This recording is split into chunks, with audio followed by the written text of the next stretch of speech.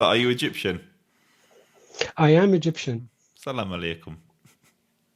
Please don't say that. Please don't. Shalom aleichem. Yes, that I accept because there is a difference between conceptually what it means for you as a Jew Yeah. and what it means when it's coming from a Muslim. So are It's you completely different concept. Christian, Coptic, Jewish? I'm Christian, Reformed Christian. Reformed Christian. Were you born Christian or No. murtad? Oh yes, proudly, proudly. So what took you out of Islam? Okay. Between the public information in Islam and the actual reality, they are completely distinct. Like you start with almost everything Muslims know about Islam is from the founding document is not real. The whole idea, for example, start with the most famous one, Islam means peace. If you study history and I know you know enough about it, it's a crime scene. Like Abu al-Abbas al-Saffah. Yeah. The guy eating his food over dead bodies, and then he says, this is the nicest meal I had in my life, and then dig out the Umayyadin from the grave and beat them up and the corpse and then burn them.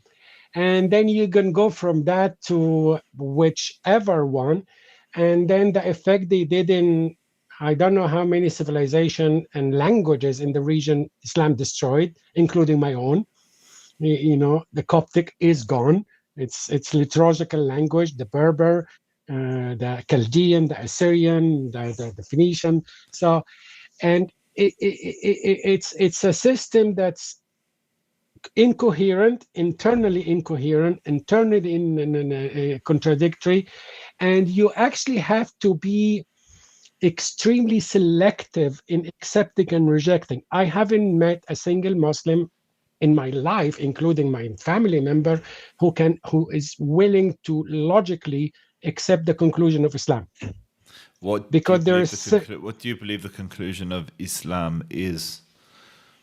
If you're going to take it's the precept correctly, so let's talk about the 90% Sunni.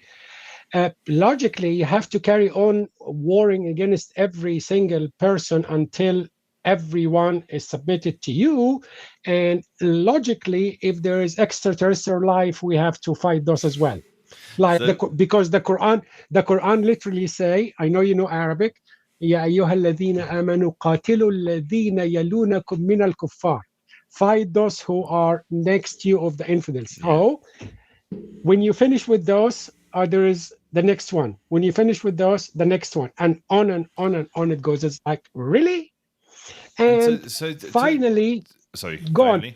No. Okay, yeah. Do it finally, and then I'll ask my question. Yeah, if it actually, every single belief system must answer the most basic question, because we're talking is how did we get here? Because we disagree sometimes. What's the problem? How you solve the problem? How it end? How it end in Islam? I don't see the idea of drinking and fornicating for eternity to be actually appealing. Yeah. So it's like, if that paradise exists, I'll pass. And so, sorry, this is my question. Is so I can very easily see how someone who has left Islam would arrive at the conclusions you've arrived at. But 20 years ago, 10 years ago, 5 years ago, whenever it was that when you were deep in it, how did you relate to all the ayat and the concepts that you're describing? So fight those that didn't are know next it. to you. You didn't know Didn't know it. Because, this is not a claim. We can go through it statistically, by the way. Over 90, probably close to 97% of the Muslim globally have no clue what Islam teaches. Why? Until very recently, every single translation of hadith, and you know that, is mistranslation in some places. So unless you know classic Arabic, you really don't know it. So within the Arabs, we have how many now? 200 or 300 million Arabs, Arabic speaking. And out of those, if you take, say, 10% illiterate, so we're talking about 250 million, those who know classic Arabic are even minority of that. And those who will spend the time to read Ibn Kathir, Ibn Taymiyyah, Al-Bukhari, Al-Qaradawi, Al-Tabari, and all the rest are even minority of that. So the people who actually spend the time to read all this are extreme minority. The rest of them, they know it as much as European Roman Catholic in Middle Ages knew about Christianity. They know what the priest tell them. So once I started studying, reading it for myself, it's like, yeah, there isn't a single thing I was told at school or we was told in general that's actually turned out to be correct. Starting from, we only have one Quran. That's not true. Oh, the Quran is perfectly preserved from the time of Muhammad. That's not true. We have, and on and on and on because and on the it goes. initial question, what was the initial doubts? What were the initial doubts for you? I don't know if you know that hadith or not, when one of, in Sirah, Muhammad saying to an older man, اغزوا تغنموا بنات الأصفر. Raid so you can gain the daughter of the yellow people, the blondes. So it's like, so your motivation is not go and tell these people about this wonderful religion we have. It's like, go and loot them. Like the women, That's what they did in Egypt. That's what they did in everywhere. So there's no argument. So I spent about a year and a half actually reading the footnotes, like not picking up a year in Tabari, but reading a Tabari, all 22 volumes of it. Yeah. Going to read things like, do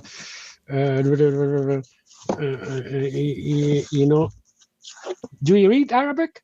No, I've got very weak Arabic. Like Ahkam Ahl al-Dhimma, the ruling of how Islam treats the people, and it's not written. It's written by their scholars. Like, okay, dude, we've been played. That's the Islamic section. Where should somebody who is wanting to get a balanced understanding of both what Islam teaches and how it's practiced, what is a good place for people who are watching this today to go to? Where would you advise they go? Because I can tell you what I do. What I do is not the right thing to do. I look in the sources. So I go to the primary sources, whether it's Tabari, whether it's Bukhari, whether it's Quran, whether it's Sirah, and I look for subjects that interest me. And so I'll find confirmation bias. What's going on with the Jews? What's going on with the slaves? What's going on? The problem with that, you have several kind of Islam that exist and completely unrelated to each other. You have the cultural Islam, which is the majority of people you would run into. That's what they are. It's their cultural identity. And if you ask them to recite you a single surah in the Quran, it's like, I don't know what that means. And if you cite to them hadith from Bukhari, it's like, I don't accept that. It's like, okay, I was talking with someone in real life, and I'm quoting Bukhari. I said, I don't accept that. I said, that makes you a kafir according to the majority. Rejecting Bukhari, according to Sunni scholars, makes you murtad. So you cannot say, I reject Bukhari and I'm a Muslim. Doesn't work this way. But so those are one group. And I would have to deal with them as you deal with kids. When someone says, I'm a nice Muslim, it's like, okay, I'll hold you to this. Yeah. Okay, then you have to act nice, not say it. Oh, I like peace, then you have to act accordingly. Then you have the founding document of Islam that's when you use it when you argue with someone. Yeah. Because I really don't care how you feel. It's like, oh, I feel we should be at peace with everybody. Sorry, dude. If that's what you feel, if that's what you believe, there is no place for you in Islam, because that's not the teaching. Like when you started, you said Salaam alaikum. I said, I hate that, because intentionally what it means in Islam is, I'm not going to kill you. Yeah. Because Muhammad said in Bukhari, لا تبدأوا اليهود ولا النصارى بالسلام وإن لقيتموهم في طريق فاضطروهم إلى أضيقه. Don't salute Jews or Christian, and if you meet them in the way, push them to the narrow side of the road. So he is religiously, he's commanded not to tell you as a Jew, Salam alaikum. Yeah. So because it really doesn't mean peace to you at all. It means, something else. So, but so actually, for someone who does, just for my audience, yes, because I've made many videos on Salam Alaikum. It's one of my favorite things to do is to greet Muslims with Salam Alaikum because it gets very varied responses. Could you just explain that further? Could you break down what it means when a Muslim wishes a Muslim Salam Alaikum, and then why they refuse to give salam to Al-Kitab? The people of the book. Okay, because it's basically, it will be considered offering you a treaty. There is peace between us. We are not gonna harm you. But when for a non-Muslim, Muslim are commanded not to start you by saying to Jews and Christians, "Salamu alaikum." And if you said to them, Salamu alaikum, they were the ones who understand Islam, they said, Wa alaikum. Yeah. Because they don't trust you, wishing them peace. Because Muhammad, Aisha, said to Muhammad, the Jews, when they come and greet you, they said, Salamu alaikum, which it means nothing in Hebrew, but anyway. So for modern Muslim who says it just means hi, no, it doesn't. It's a religious act to mean your life is sacred from us. And that's not offered to non-Muslim because by default, your life is not sacred. There's a hierarchy of life within Islam. We don't rank on the same level ontologically. So it doesn't mean what people think, hi. It means I'm not going to kill you. And so then is the inverse true? Do you believe that there is an obligation to be in a state of war with the kuffar, with al-kitab? Absolutely. The verse I quoted to you early, قاتلوا الذين يلونكم من الكفار, fight those who are next to you, near. And as long as there is kuffar near, you fight them. The irony is when I know you probably hear that a lot. Oh no, we only fight those who either prevent us from spreading Islam or fight us. The irony is that actually early Muslims were not allowed, because Muhammad said so, were not allowed to take the Quran to non-Muslim country. So you're spreading Islam, but you're not allowed to take the Quran. So I'm in Egypt. I don't speak Arabic. We were Copt. And you're coming to me to spread Islam and a language and a religion that's explicitly must be performed in Arabic. You say, but I'm not going to show it to you, and you cannot study it until you become a Muslim. Okay, what if I don't? I'm going to kill you. And even if you then did become a Muslim in the early days, there was you became a Mawli, which was a lower level, if I understand correctly. So there was the Arab Muslims, there was a racial hierarchy. And if you were Arab, you were on a higher level, and then all of the it depends. And there is different Arabs and the different hierarchy with Arabs because they have al-Ashraf as well, the descendant of Muhammad. Yeah. And the irony, there is a very interesting book in Arabic. It's called عائلات وقبائل الأشراف في الأردن وفلسطين. It's the noble family in Jordan, because they were getting paid stipends from the Ottomans, so they had to register their family lineage. So quite a lot of tribes you have, guys, is their lineage is date back to Hijaz. Yeah, that's when they came, where they came, and you have the family tree and everything. But hey, they've been there since the time of Canaan, apparently. Yeah. Do you think there's an argument that Islam has evolved, the Muslims have evolved? So if you Islam go to Muslims... cannot, Muslims can evolve, Islam can't. Because two reasons. You already have the door is closed, like something as a Jew. You have in every single legal system and philosophy, you have the normative and the situational and then the existential. So you have the 10 commandments for you are the normative. Yeah. and then you have the if then the casuistic clause explain to you what happened. Those are situation, or in common law will be, in Britain common law will be called case laws. And so your law by design, it's always evolving, because I give you the normative, that's what you shall not do. Don't murder. Then you have to go, is every life taken is a murder? What's the definition of murder, and so on. Islam closed that door because it considered any innovation to be bid'ah. Yeah. And Muhammad says, كل بدعة ضلالة وكل ضلالة في النار. So it's already the innovation and reformation is considered to be in hell. So and I agree with what you're saying. we have last sentence. We have couple of cases where people try to reform Islam, and they actually reformed themselves out of Islam. Ahmadi, Baha'i, Druze, Quran only. And guess Ahmadi and Baha'i and Druze, Ahmadi and Baha'i, they are illegal in every single Muslim country. They are illegal in every Middle Eastern country except one. Here. Ahmadi are the second in 1977 Pakistan constitution actually made Ahmadi illegal in the constitution. And so you're not going to get any pushback on me in that area. What I would push back on... I know. Push back, because the Muslims aren't here to defend themselves, so I'm going to take on the role.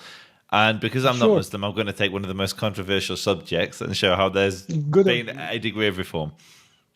So, in Sahih Bukhari, Sunan Abu Dawud, Sahih Muslim, basically Al-Kutub al-Sitta. Okay, Al-Kutub al-Sitta.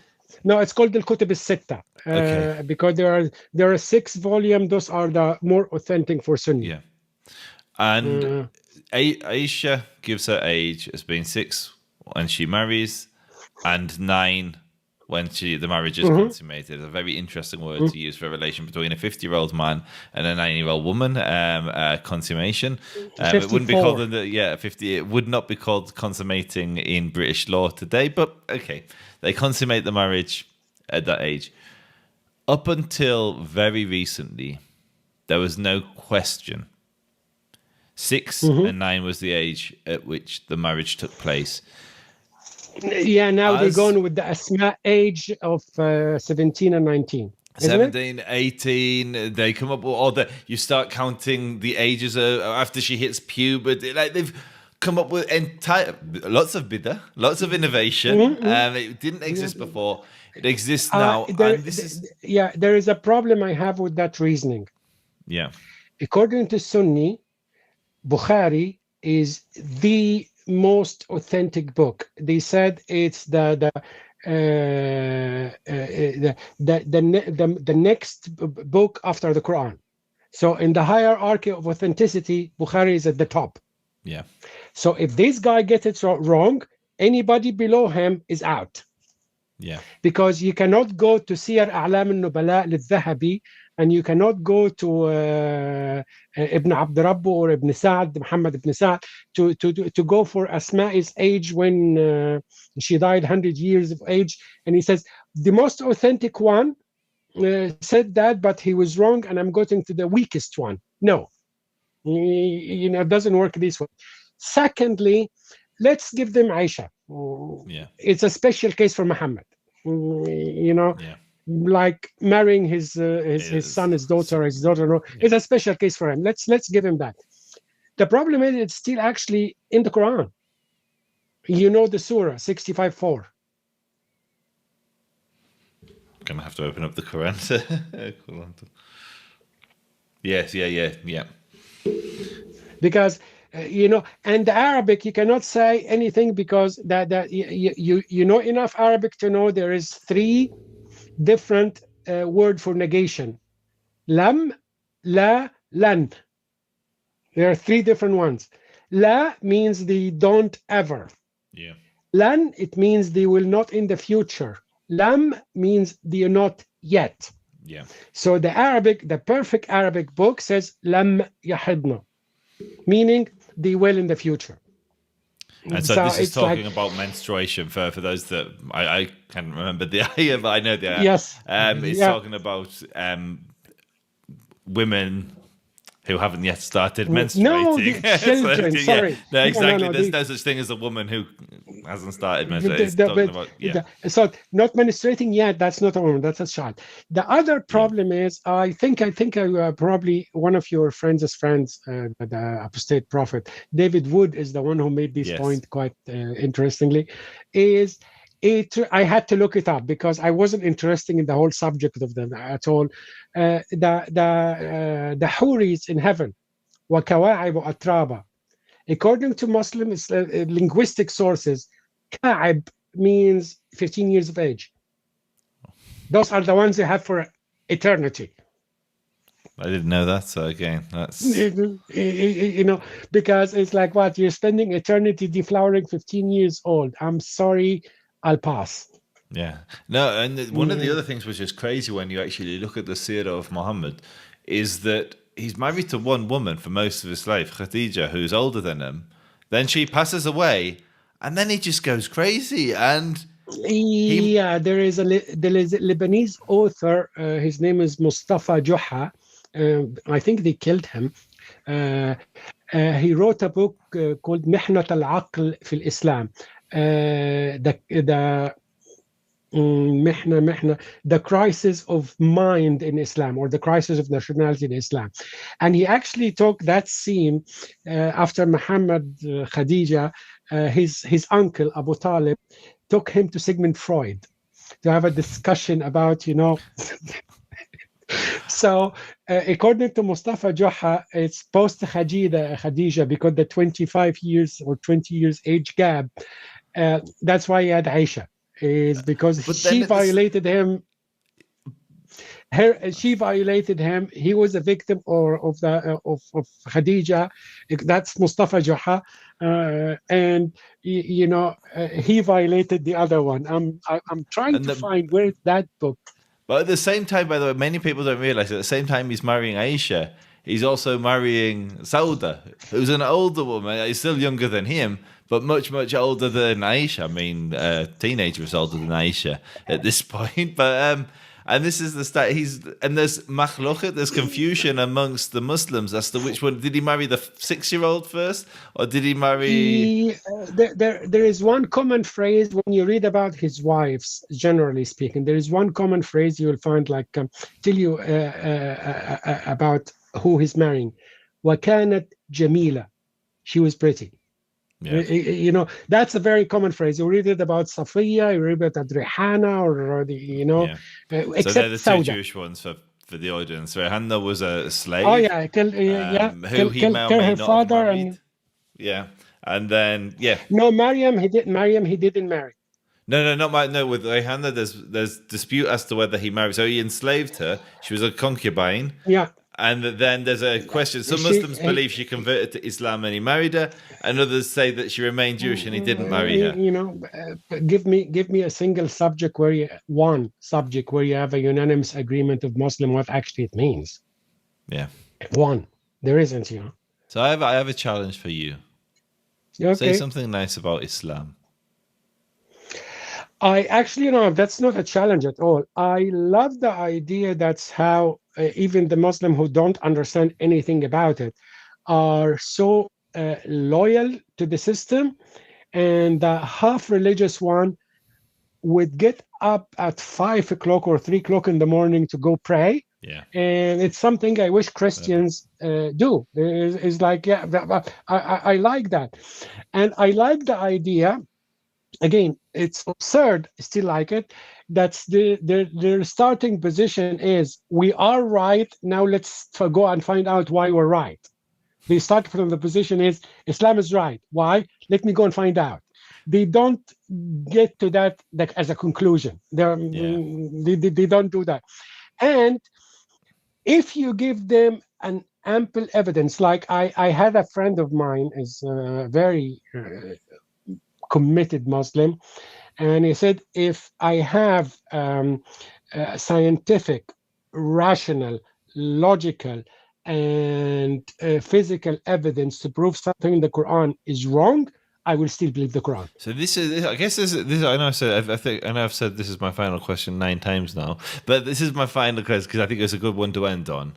Is I've been of the belief for maybe almost a decade now that the most sensible strategy any Jewish person can take when dealing with Muslims is to treat them as we would have treated Christians. So if you told my ancestors 500 years ago that our closest friends in 500 years' time will be the Christians, they'd look at you like you were crazy because the Christians were doing untold evil to us 500 years ago. Absolutely. And today, they are the most benevolent, kind friends that the Jewish people have. And I've been under the impression you could take a similar approach with Islam. And I've gone even more extreme than that in saying that I think many Jews pick a fight that we'll never win. So I have friends who have big platforms and they use it to attack Islam. And if you attack Islam, there's 2 billion Muslims, deep conviction. Okay. And so here's my question. So my question for you is, my strategy has been one of trying to plant seeds of Zionism amongst the Muslims, show that the state of Israel can coexist theologically with Islam. It's not something I'll ever be able to... Yeah, I've seen you doing that a couple of times. And so my rationale there is we're not going to end Islam. Islam, there's 2 billion people. They, as you described, the loyalty that they have, the iman that the Ummah, the Muslims have. Loyalty and ignorance simultaneously. Yeah, whatever, it's there. Incredible loyalty and deep faith. One of my favorite videos I ever made was I went around the UK streets with a picture of Haram al-Sharif, Masjid al-Aqsa, Qubur al-Sakhra, the Dome of the Rock, and the Al-Aqsa Mosque. And I'm asking Muslims, are you willing to die for Al-Aqsa? They're like, yes. I said, okay, can you point to it on this picture?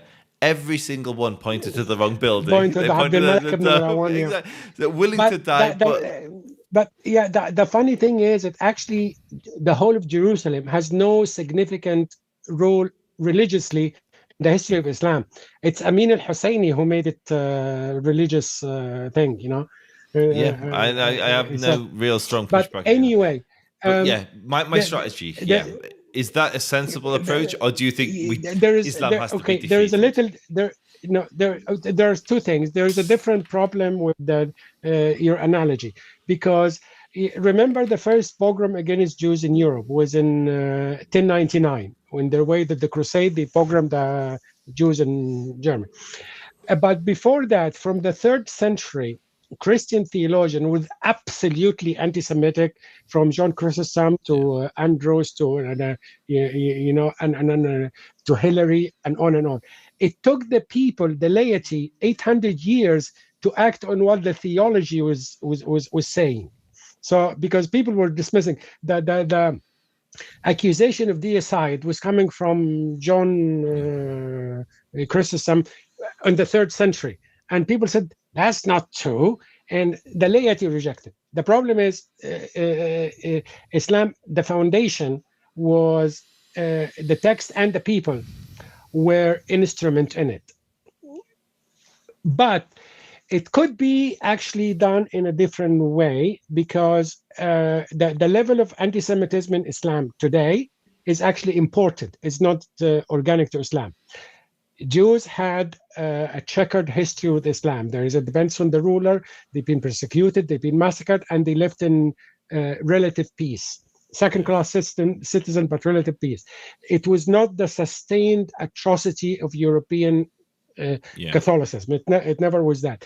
So I probably would go with the idea that, guys, you're not actually acting Islam, because that was never Islam. That's European anti-Semitism.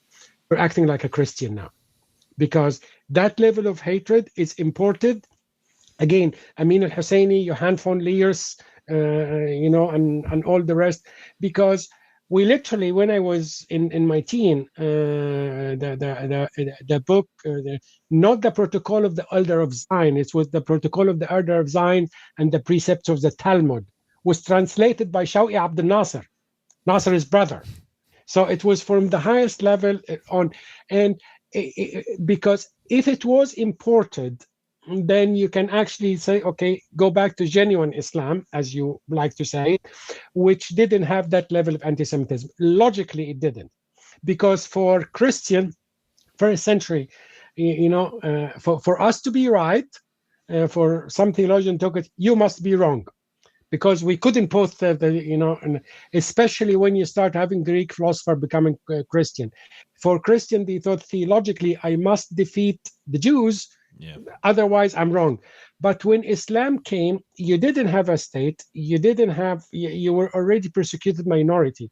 So the intellectual and significant enemy for Islam was Christianity. It wasn't the Jews, and in the cosmic thing, you were an afterthought. So it didn't develop Christian level of anti-Semitism. And so I would think not to treat them as Christians, but to point out to them that you are acting as Christians, which is scandalous for Muslims. Yeah, I was going to say, for a Muslim, that's the worst insult you could give many of them. Yeah.